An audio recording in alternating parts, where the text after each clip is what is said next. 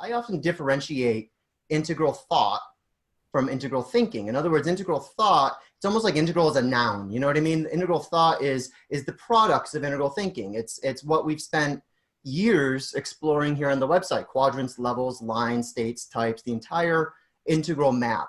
Whereas integral thinking, this is actually talking about the sort of thinking, the type of thinking that allows people like you to produce things like integral maps in the first place. So I was thinking today, one of the things we would talk about are some of the major qualities of integral thinking, particularly at the vision logic or construct aware stages of development. What are some of the markers of a healthy cognitive posture that should be taken by integral thinkers? And I think this is really important, Ken, too, because, you know, as we've talked about a lot over the years, there's a lot of different ways to enact integral, right? I mean, in integral, we've got a lot of people who are really into integral and have been studying integral for years, who are, you know, nonetheless still cognitively orange or cognitively green, cognitively teal, turquoise, and all of those are going to actually express and enact this big, beautiful vision in sort of some different ways. So I thought it'd be helpful for us to, you know, basically point to a couple road signs. So, you know, it seems to me that some of these qualities, at minimum, would include things like, you know, having a both and mindset instead of an either or mindset. There's a capacity that comes online to hold paradox and deep nuance rather than sort of simplifying things, oversimplifying things. There's a natural empathy that comes online that comes from a fluency with perspective taking. I think there's a recognition of some of the differences and relationships between things like mind and consciousness and spirituality. I think a lot of these, you know, we start discerning a lot of what those terms actually mean in our kind of moment-to-moment experience.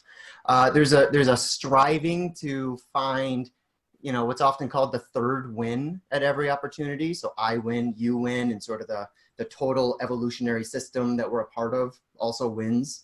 And there's also a sense of optimism, I think, that really comes from somewhere beyond our own frame of reference. So it's an optimism that sort of transcends sort of the, you know, where we're at and what we're struggling with and what we're challenged by. It's an optimism that is almost a more, you know, I think of it almost like an integral mind starts to see things almost like a geologist see things, and you start looking at the world in terms of like 5,000 year chunks rather than, you know, 5-minute chunks. Right. So that was the first part of the question, and then there's a second part too, which I can just read right now, or we can save it. However you want to go. Your call. Okay. Well, why don't I just get it all out, and then you can get it all out, and then we can have a little bit of back and forth. Okay. So, second, when it comes to the principle, so the first part was about the qualities of integral thought and sort of the cognitive postures that we can take. The second is the principles of integral thinking. And when I try to think about, you know, what are sort of the bedrock principles that we can use, I always go to 3 terms that you first introduced in one of your excerpts from the second book in your Cosmos trilogy, which was titled The Many Ways We Touch. And those terms are non-exclusion, enfoldment, and enactment. And those are, you know, those are heavy lifting words for sure. A simpler version of that might be something like everyone is right. That's kind of the main idea behind non-exclusion. Some are more right than others, true but partial. That describes the enfoldment process. And then if you want to know this, do that, which is enactment. And these terms, you know, they came about while you were putting together your integral methodological pluralism framework, which, for those who don't know, is a robust meta-paradigmatic scaffolding that seeks to honor, include, and integrate multiple paradigms and methodologies and practices across all domains of human knowing. As you say in The Many Ways We Touch, these 3 regulative principles, non-exclusion, enfoldment, enactment, these are principles that were reverse engineered, if you will, from the fact that numerous different and seemingly conflicting paradigms are already being competently practiced all over the world. And thus the question is not, and never has been, which is right and which is wrong, but rather how can all of them already be arising in a cosmos? Or if you put differently, what is the shape of the universe in which all of this is somehow true? And although these principles are really intended to help thought leaders, and so forth, make their particular fields of knowledge more expansive, more comprehensive, more complete, I personally think they can be taken more generally by the rest of us as basically 3 essential qualities of the integral mind.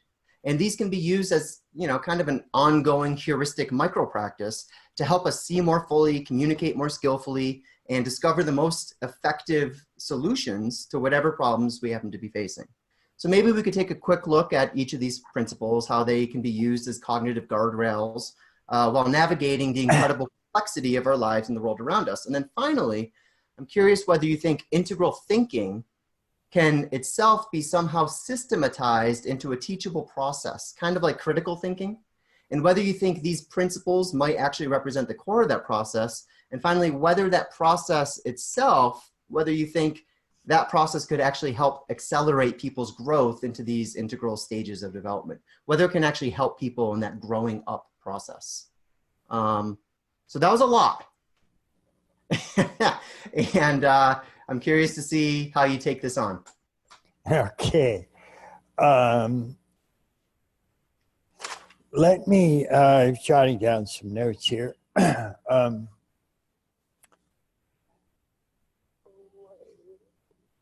What you're talking about when you're talking about the qualities of integral thinking is more not just what you're looking at, but how you're looking at it. Mm-hmm. And the how is not as often given as much attention as the what. Right. And in part, it's because things like scientific materialism make up their mind about how, this is the one true way to look. And then they just spend their time examining what's, various, study bacteria, study planets, study geology, and so on, all using the same how, and just trying to come up with different what's.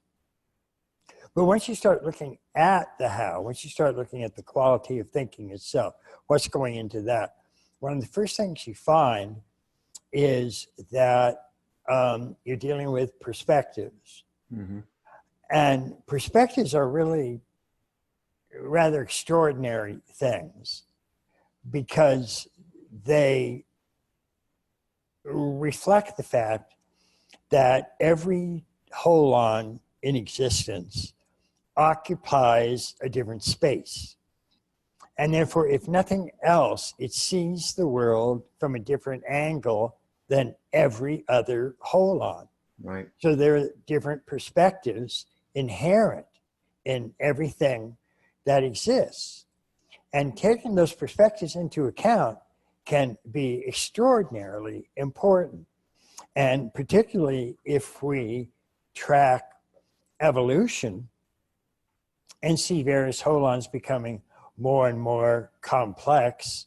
So if you have like atoms, and then whatever the atom's perspective is, atoms are taken up into molecules.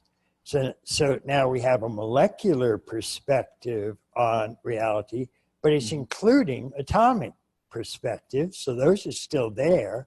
And then molecules are taken up into cells. Cells have a perspective on reality, but they're still including the molecular perspective, which includes the atomic perspective. So this starts to get as richly diverse. The how you're looking is as richly diverse as the what that you're looking at. So it actually turns out that at least some developmental psychologists actually define a major stage of development as adding a new and major perspective. Mm-hmm. So Levenger does this, for example. Suzanne Kuckreuter does this. And you can see various very bright people based on their research who are doing this.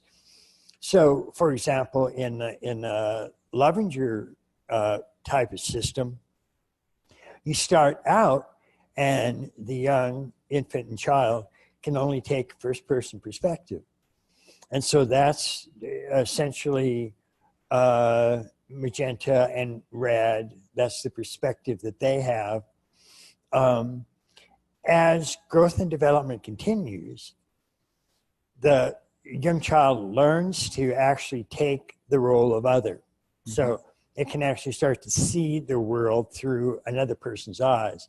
So it adds a second person perspective, and that actually moves it up into an identity where it can start to identify with second person groups. So instead of just identifying with their own I space, they can start to identify with a we space. And it might be they're identified with their family, or their clan, or their tribe, or even more mature, their nation, even all members of their religion. But they move from an egocentric into ethnocentric stances of identity. As growth continues, they add a third person perspective. That turns out to be, in Piaget's system, for example, formal operational cognition. And so that third person perspective can actually see universal systems. You can't see these from just first or second person. So this different perspective is actually bringing forth a different reality. Mm-hmm. And that's a really crucial point about perspectives. And this is part of the principle of enactment, that different perspectives actually co-create the phenomena that they're aware of. That mm-hmm. phenomena aren't just given, and then you have these different levels of interpreting this one single given phenomena. Right. It's one of the primary things you learn from developmental studies is every major level sees a different world. And that, for people who are studying epistemology and ontology, the people that don't take that into account, like most forms of realism, are missing a major point about reality. So somebody who's just a pure realist thinks it's just the objects that they're aware of. That's the one real reality. And you can interpret it differently. There's really only one right way to interpret that, because it's just one given material, sensory, motor, objective reality, and that's what they're aware of. And that's, according to every developmental model in the world, that's massively wrong. That's not how it works. So you can keep adding. Orange, modern systems can take this third person perspective. That's why when historically human beings started to do that, we actually started to get the rise of virtually all of the modern sciences, mm-hmm. because those were taking a third person, hypothetical, deductive, systemic view of reality. We hadn't done that before. So we really didn't have those kinds of sciences before. Also taking a third person world-centric perspective meant that literally for the first time, we weren't just thinking about the rights or the morals of an individual group. In other words, if you're a Christian, then you have certain rights. If you're not a Christian, then you don't have those rights. So if you accept Jesus Christ as your personal savior and you're a fundamentalist Christian, then you get to go to heaven. A Hindu doesn't go to heaven. For a fundamentalist Christian, Hindus in heaven just don't work. They just can't picture that. That's not going to work. So it was only, so through all of those stages of our historical development, essentially the first 300,000 years we were on the planet, we still had slavery. Right. Every modern religion, major religion, not modern, every major mythic religion had slavery. Buddhist monasteries had slaves, Christian monasteries had slaves. It was so widespread, I pointed this out before, but it's just astonishing. The American Indians took their slaves with them on the Trail of Tears, right, for heaven's sakes. And so only in around a 100-year period from around 1770 to 1870, slavery was outlawed in every single rational industrial nation on the face of the planet because they were operating from third person universal morals, not just what's right if you're a Catholic or what's right if you're a Frenchman, but what's right if you're a human being. Mm-hmm. So we went from rights in here in particular tribes to what all tribes have in common, and that's humanity. And so rights belong to humans. These are universal rights that all people have. That was a staggering change. And I've always loved, Ken, how that was described. It was described as we find these truths to be self-evident, but they're only self-evident at minimally an orange stage of development. Well, exactly. And even though, I mean, what happened at the time is that these principles of universal rights for all people, it was still, the cultures at that time were still ethnocentric. Right. So there was still a dominant culture in Europe, for example. Yes, it was white, European, male, able-bodied, usually property. And universal rights were eventually applied to just that tribe. Mm-hmm. So we would say, you know, we hold these truths to be self-evident that all men are created equal. That just didn't happen to include black men or women or, you know, but the principles were coming from Orange. Right. And that meant those principles kept being applied and kept being applied. And so more tribes and more tribes and more tribes were brought into the tent of universal care. And so that was what blacks got rights, women got the vote, LGBTQ got marriage rights. Now we're looking at transgender rights. I mean, it kept expanding. Those original Orange principles kept expanding. More and more tribes included, because it was focused on what all tribes have in common. Right. Not what just makes your tribe special. Right. Not just you're male, so you get this right. You're female, you don't get it. So you can keep adding perspectives. By the time we get to the 60s and green, postmodern comes in, it has a fourth person perspective capacity. And in the simplest terms, that just means it can reflect on the previous third person systems. And so where Orange would come up with universal systems, like there wasn't just Hindu chemistry and Jewish chemistry, there was just chemistry. Right. Universal chemistry. What Green started to do is reflect on all of those single universal systems.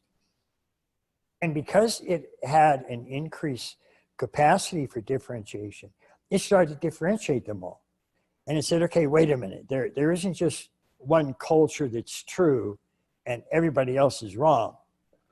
It's that by differentiating these single systems, it came up with a multicultural view where all cultures are equal. We can't say that one is superior, one is better, anything like that. So this multicultural egalitarianism, it became the value that Green most promoted. Mm-hmm. Now, in a certain sense, that's absolutely fine, and it was a step forward.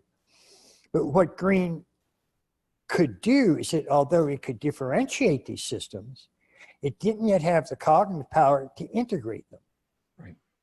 And so it could show how they're all different and they're all important and all the tribes, you know, should get an equal value, but it couldn't bring them together. It couldn't actually integrate them into an all-inclusive framework. Mm-hmm. And so it just left these things to go in their own separate ways. And this eventually ended up leading directly into a culture wars. Right. Because everybody retribalized. Right. We just worked our way in to treating all tribes fairly, regardless of race, color, sex, or creed. Now, all of a sudden, we've retribalized, and you only focus on your sex. You only focus on your race. You only focus on your gender. You only focus on your creed. And that's what's important. So all of a sudden, you're no longer emphasizing what you have in common with other tribes anymore. It's just you are a tribe. And it's that tribe versus this tribe versus this tribe versus this tribe. And that's the culture wars. And without finding a way to bring those together, then the fragmentation, the friction, the anger, the aggression just continues to increase. So what we find as we move into second tier, into the first stages there, teal, then what you see is the capacity to integrate differentiations emerges. And in some ways, for the first time in history. And that's why Claire Graves called it cataclysmic and a monumental leap in meaning. Because all of a sudden, it did do that. Yes, we can differentiate all of these diversities and all these multicultural, tribal groups, all of which have value, all of which are important. But now you can hold it in a unified framework. You can actually find ways that they all fit together. And the reason that they all deserve rights is not because just one tribe gets rights and these tribes get rights, but because all tribes sharing that unified human reality, that's why they all get equal rights, because they're all equally part of this common humanity. And without that, it's just tribal warfare. Right. So you add a fifth person perspective. And in Commons and Richard's research on higher cognitive stages, they found 4 major stages, and these actually apply to orange, green, teal, and turquoise. So orange is the one that could first see through third person perspective universal systems. And so Commons and Richard just called this stage systemic. Mm-hmm. And then we saw green adds a 4th person that can reflect on systems. And so it can differentiate them and end up with a multicultural egalitarianism. Commons and Richards called that meta-systemic, because they're looking at systemic. But they couldn't bring these meta-systemic fragments together. When you get to teal, that's what teal can start to do. Right. It looks at all these different fragments and binds many of them together into unified frameworks that fully acknowledge and honor the differentiations, but also unify them in a broader context, in a broader framework. And so they can actually start to create things that might be called, for example, paradigms, which take a lot of different things, work them into broad, large disciplines. Mm-hmm. Commons and Richards call that stage paradigmatic. And then when you get to turquoise, turquoise looks at all these paradigms that teal has created and all the unity in diversities that it's introduced. And then turquoise says, okay, now how do all of those paradigms fit together? And so that's the highest stage that Commons and Richards recognize. It's sort of the highest stage that orthodox developmentalists recognize. But we, of course, in integral meta theory, we tentatively recognize 3rd tier stages. And these are 3 or 4 even higher stages that we have some type of evidence that they exist. They just happen to be very rare right now. But as evolution continues, we expect to see more and more people moving into those. So the point here is that each of these perspectives is seeing a different world. Right. And again, it's not just that there's a single material pre-given world, and each stage looks at that same one world and interprets it differently. Mm-hmm. It's that with each major level of development, the injunctions, the actions, the paradigms at that level enact and bring forth different phenomena. Now, they're not just creating them. There are realities there, but they're being brought forth and enacted by these different perspectives. Right. And these different perspectives are all forms of, if you want to know if it's raining outside, go to the window and look. Right. So a real paradigm is not, well, and we'll come back to this when we talk about the three principles of non-exclusion, enfoldment, enactment. But a paradigm isn't the way it was almost always misinterpreted, which was that it was some sort of big super theory that created facts. And so people using it this way would say there are like 3 or 4 big paradigm shifts in modern science. There was like the Copernican, and then Newtonian, and then Einsteinian, and those are the big paradigms. And now we're on a new paradigm that sees everything interwoven, and it's the same as the mystics and all that kind of stuff. That's not how Kuhn used it at all. And in his book on the structure of scientific revolutions, he didn't outline 3 or 4 revolutions or paradigms. He outlined hundreds. Right. And what each of those were was just an actual practice, something you actually did. It was a methodology. It was an injunction. He got so upset with the way paradigm was being used at large that he stopped using the term entirely. And he started using the term exemplar, which means exemplary injunction. Mm-hmm. So it's just a specific methodology that will bring forth a different set of data. It's enacting that data, not in just it's not just inventing the data.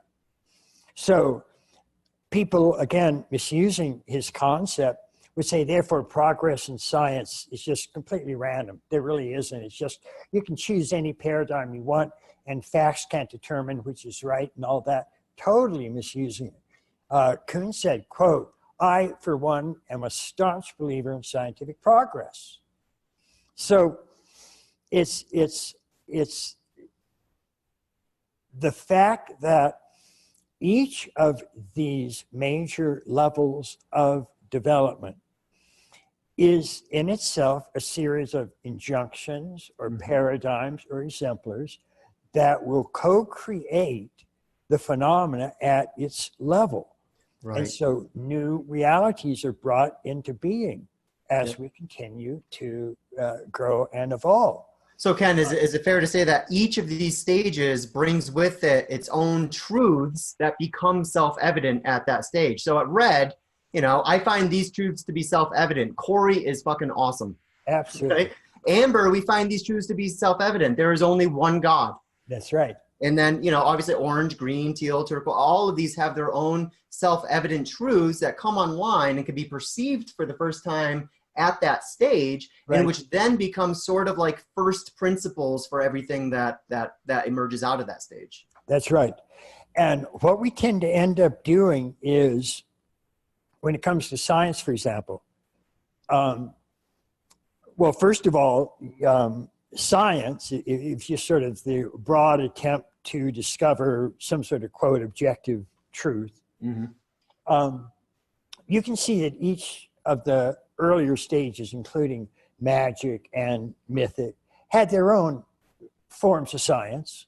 So mythic, for example, had alchemy, that at orange would become chemistry. It had astrology, that at orange would become astronomy. And it had humoral psychology and bile and phlegm and all that stuff. And that would become more like big 5 factor psychology at orange. So you can see that kind of stuff happening. And the way we tend to decide truth in science is the leading theory at the highest stage of development that's being engaged in that science. So if you just look at how atoms, or just the most fundamental particles of the universe were looked at, when atoms were first discovered at Orange, people like Niels Bohr would actually picture atoms like little solar systems.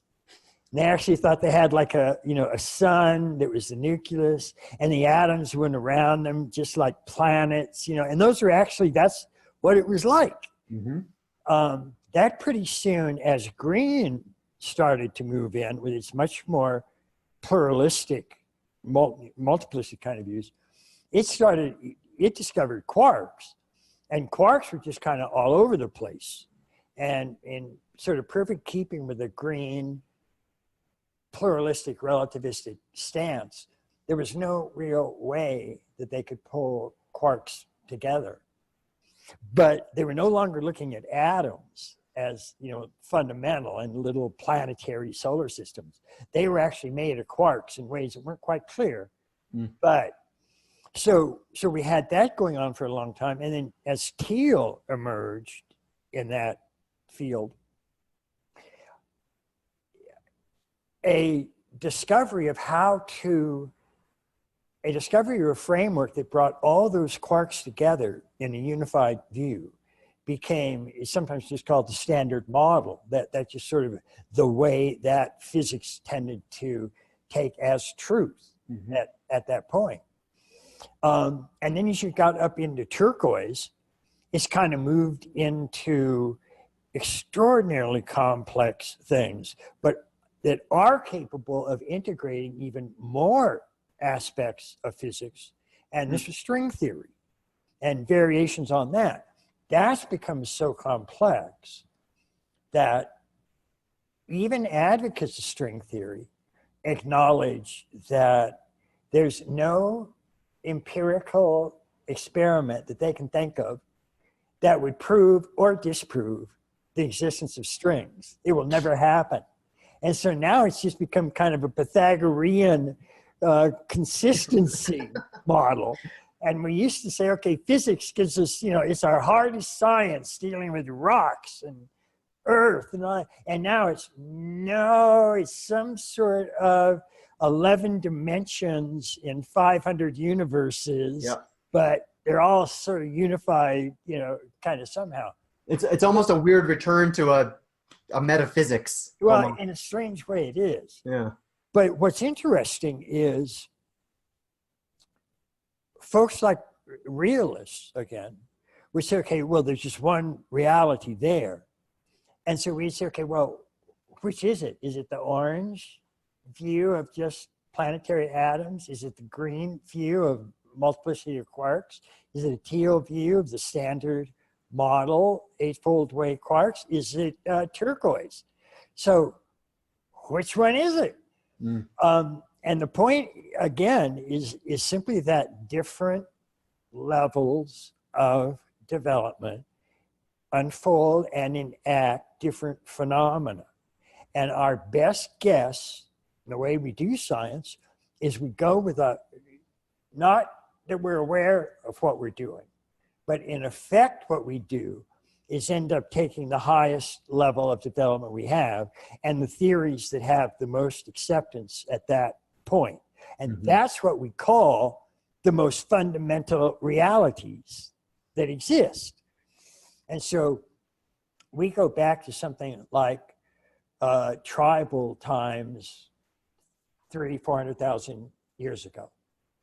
And I make a distinction, of course, between what subsists and what exists at any given stage.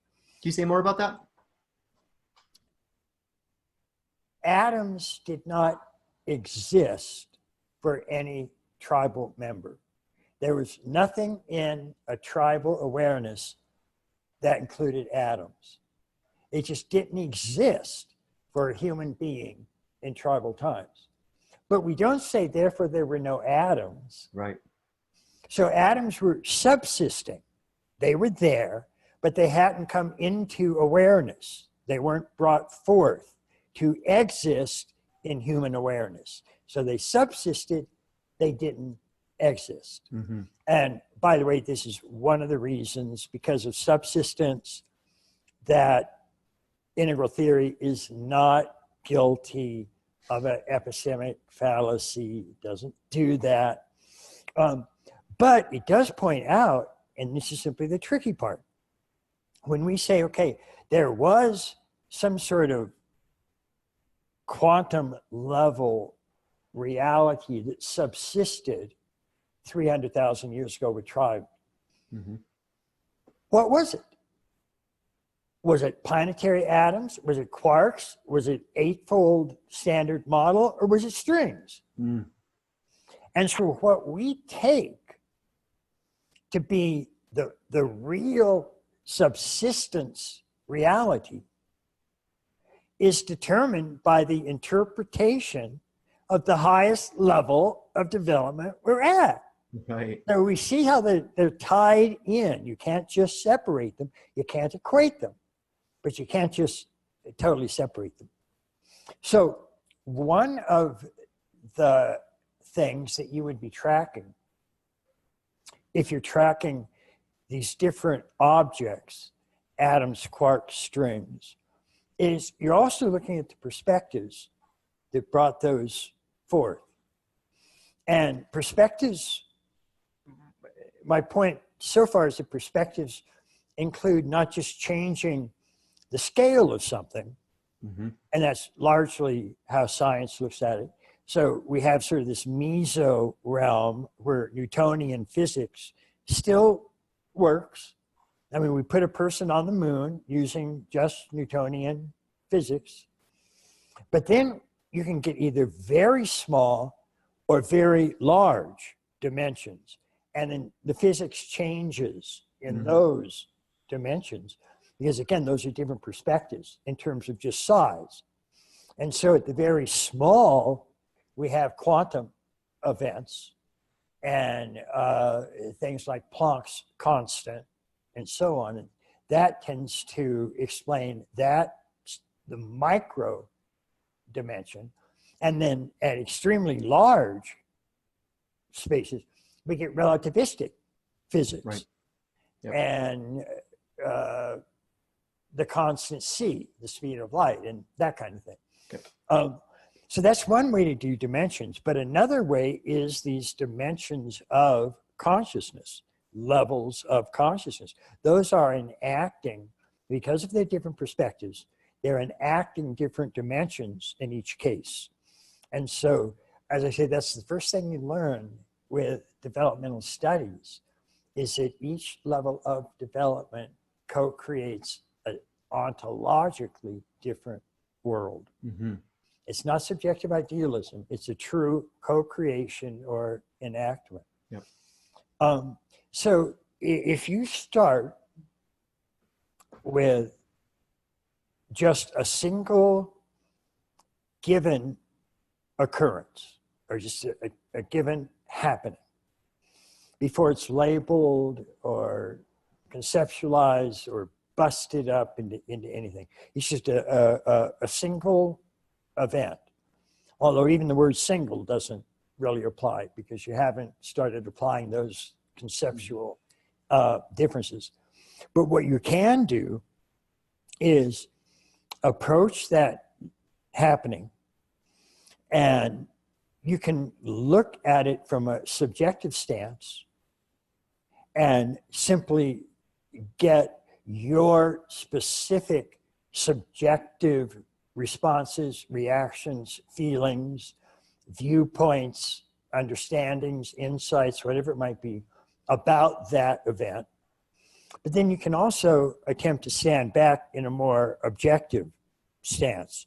And again, assuming you're at orange or higher and you have these distinctions available.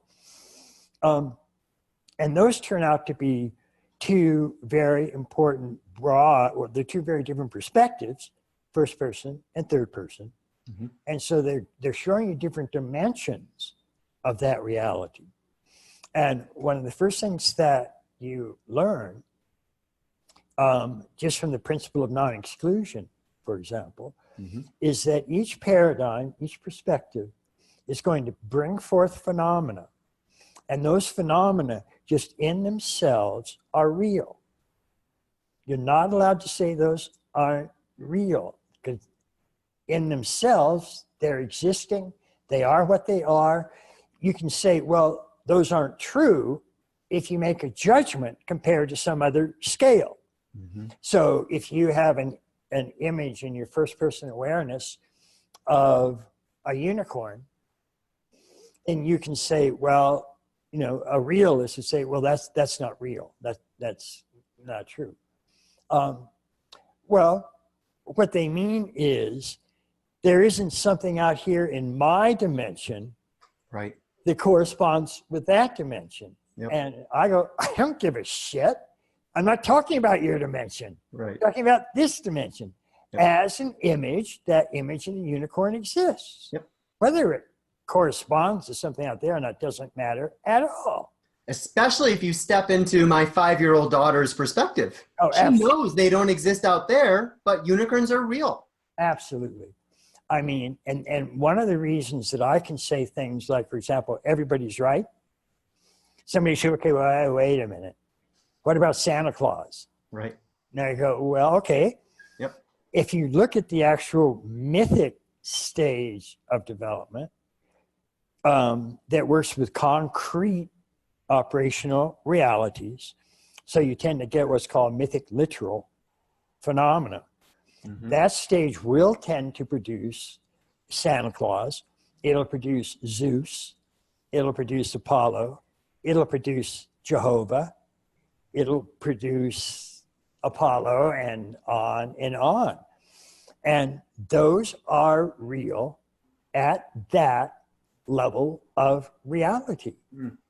And we can't just so quickly say, oh, but we know those are wrong. They're not wrong at that level. And humanity for thousands of years was at that level, producing those phenomena and worshiping them left and right. You can't just go into it, by the way, that's all wrong. No, it's not. It's right at that level. That's a real phenomenon. It's a real reality.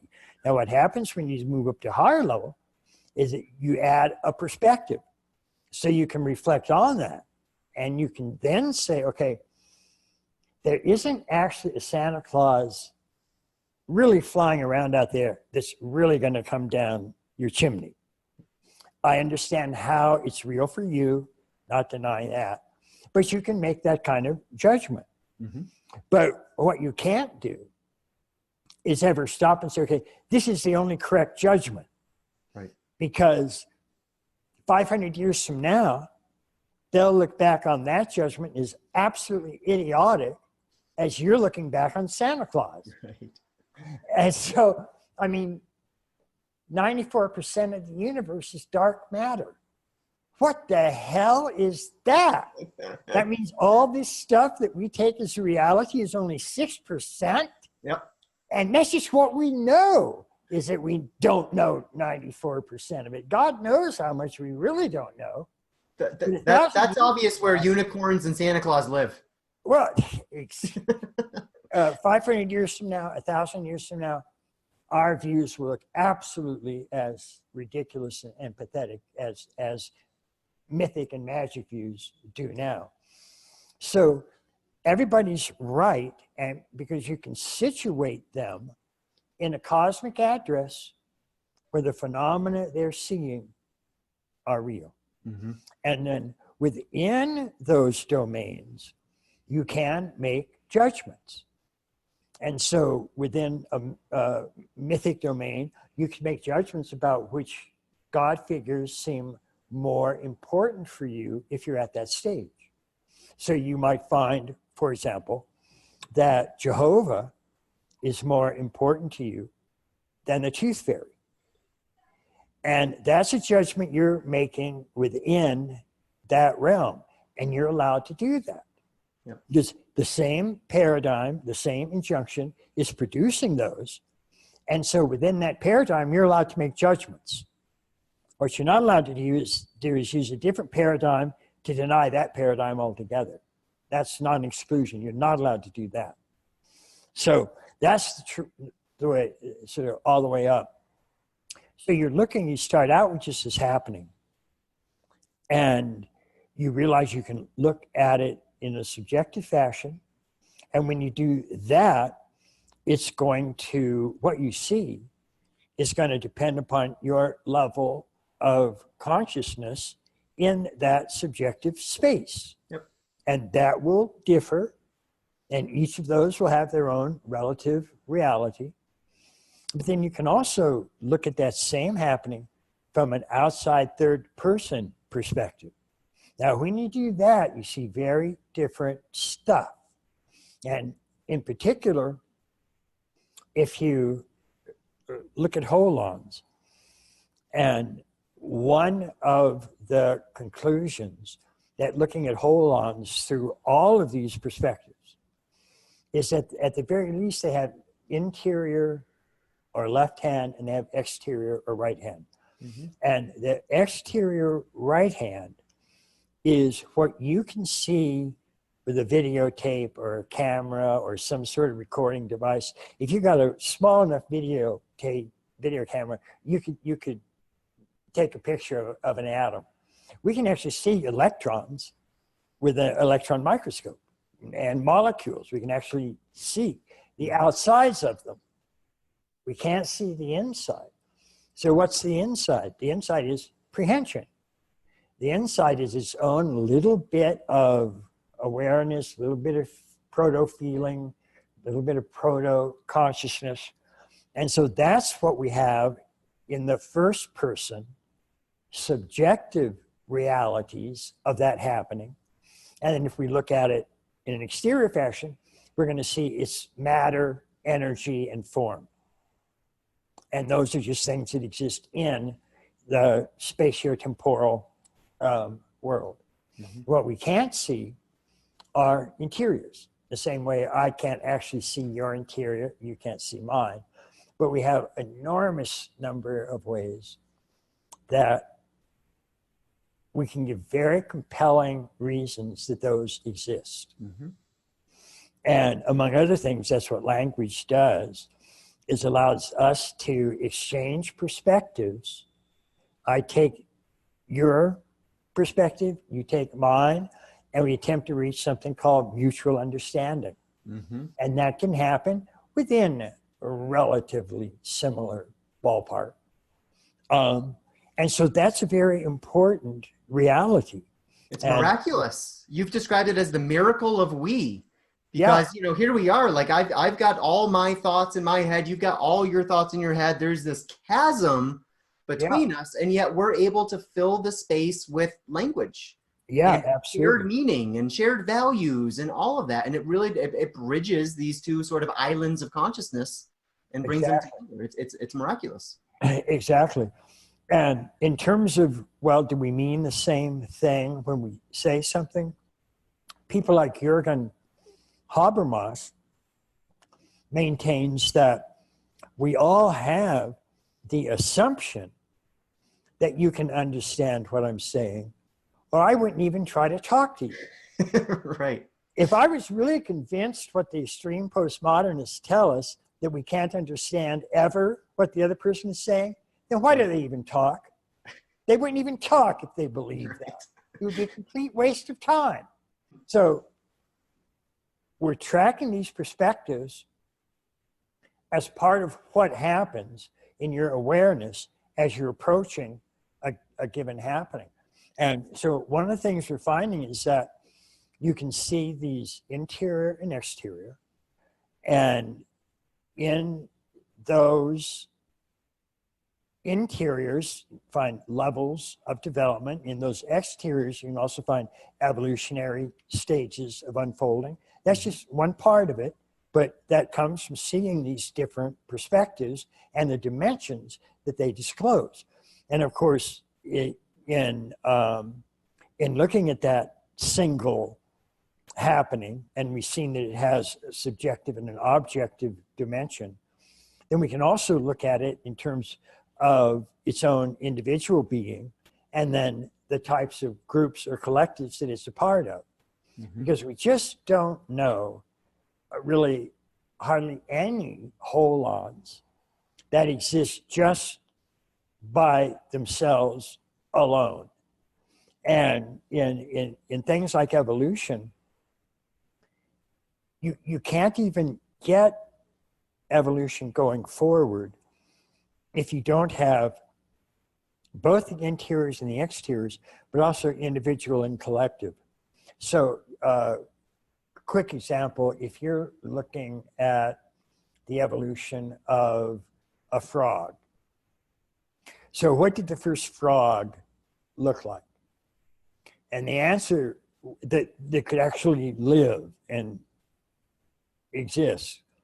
And the answer is, well, it wasn't a single frog. At the very least, there had to be a male frog and a female frog. And if there wasn't that, you got no frog. It's not going to exist beyond this little accidental showing up moment, and then it's gone.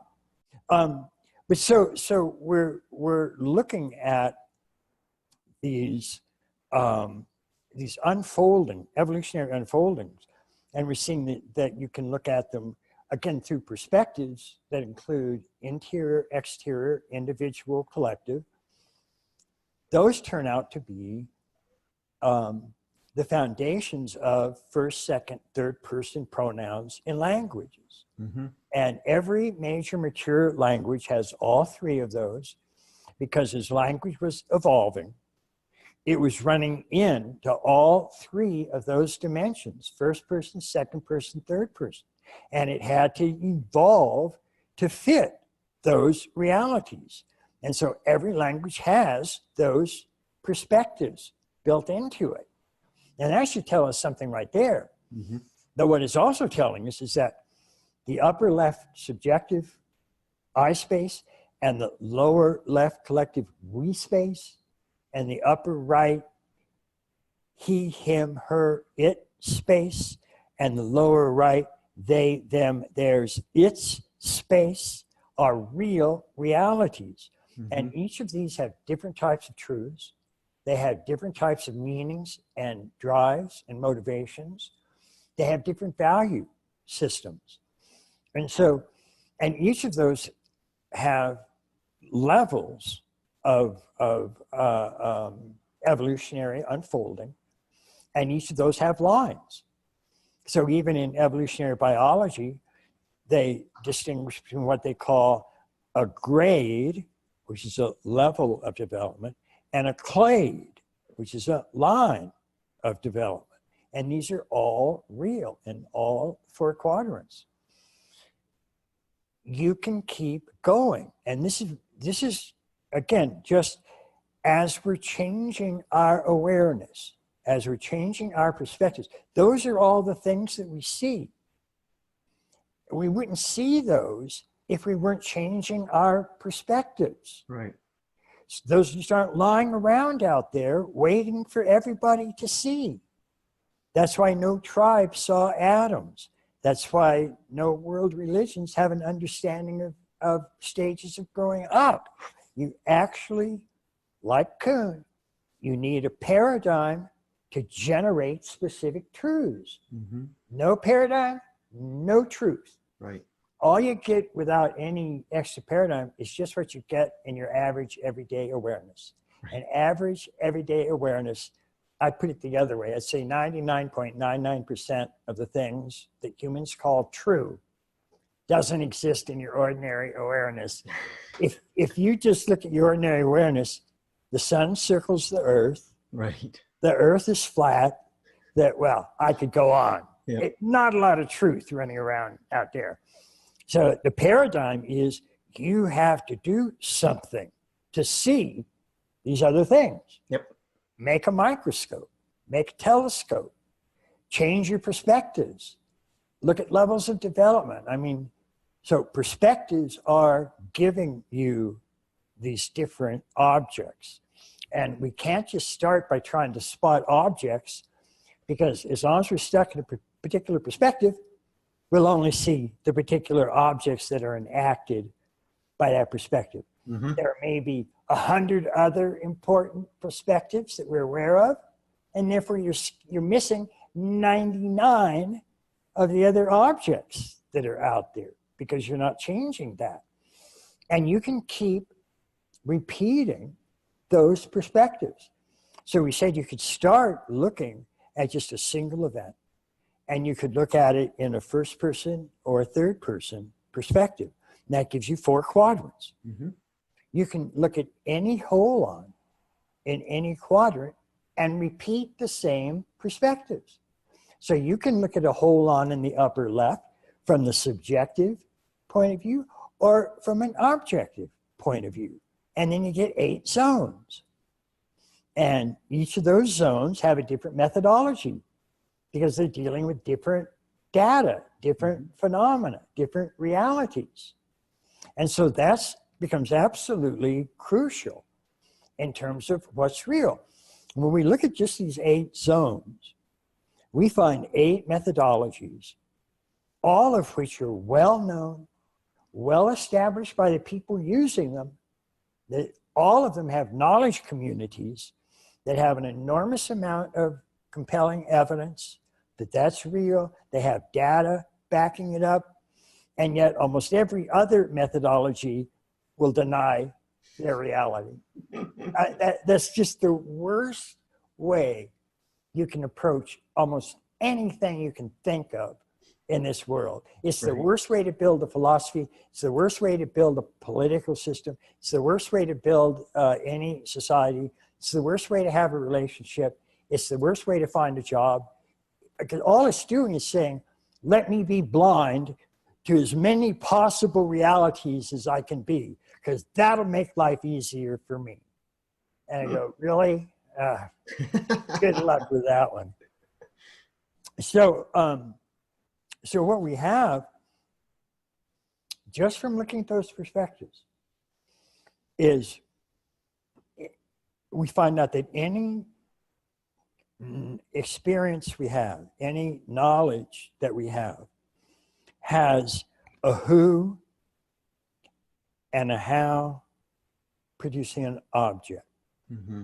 So it has an epistemology, and those exist in the levels of consciousness. You have a different epistemology at each one, whether it's magic or mythic or rational or pluralistic or integral. And then you have methodologies, which especially come from these zones. So there are different things you do to help enact the phenomena in those zones. And then the who, the how generates different whats. Mm-hmm. So epistemologies, multiple methodologies,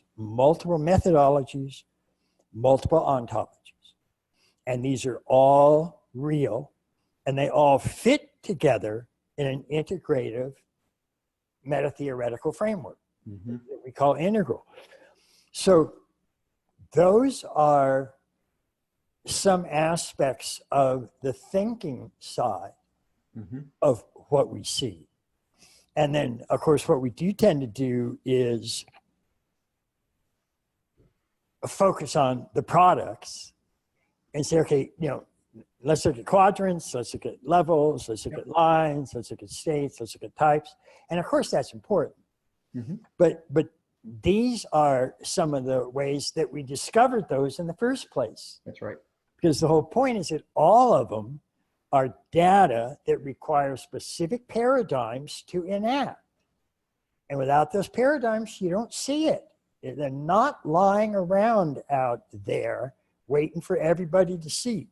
Right. We've already seen lying around out there waiting for everybody to see is a flat earth and sun going around it. Not very good. And one way to talk about that is that we have at least these first, second, third person perspectives. And we've seen we can run them out to a fourth person, fifth person. But at least we have sort of 1, 2, 3 P, first, second, third person perspectives. And you can keep just reflecting those a numerous number of times. So the who epistemology, how methodology, what ontology. That's a 1, 2, 3 of a 1, 2, 3 of a 1, 2, 3. Right. And you can keep doing that. Right. But you at least do that, and you get this whole levels of epistemology, 8 zones of methodology, and an integral pluralistic ontology coming from all of that. And that's what we get if we just track what we're doing in our own awareness. Right. So that's where all of those products can come from.